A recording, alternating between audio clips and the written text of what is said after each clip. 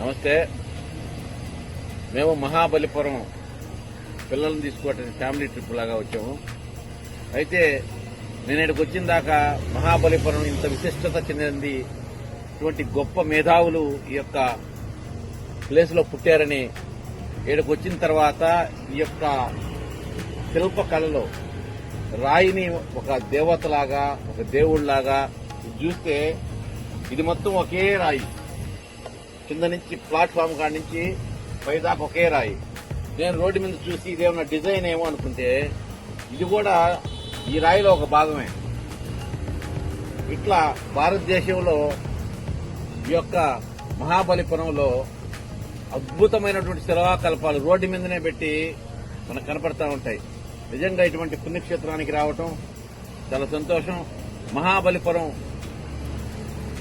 అందరూ మంచి tourist place చూడాల్సిన ప్రదేశము. ఇది ఒక విషయాన్ని మీకు మీ దృష్టి తీసుకొద్దామని సింపుల్ గా ఒక వీడియో తీసి పెడతాం.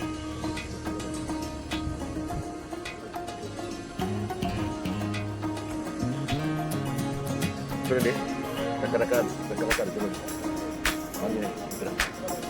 అద్భుతంగా మొత్తం ఒకే రాయి, ఒకే కృషి, అద్భుతమైనటువంటి శిల్పకళలు.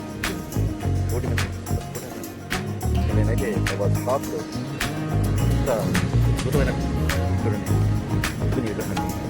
అద్భుతంగా మొత్తం ఒకే రాయి, డిజైన్ అద్భుతంగా చూడండి. పూజ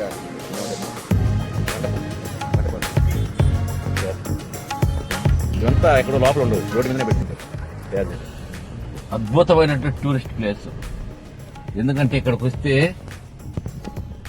సముద్రాన్ని చూడొచ్చు, ఒక అద్భుతమైనటువంటి ఓల్డ్ టెంపుల్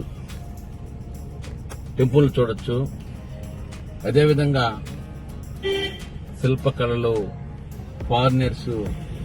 నిజంగా చాలా సంతోషం అనిపించింది. మా జనరల్ గా పిల్లలు టూరిస్ట్ ప్లేస్ పోదామని చెప్పి నాకు చూపించానా, అందరూ ఫ్రెండ్స్ పోతున్నామంటే పిల్లల కోసం వచ్చాను వాస్తవంగా.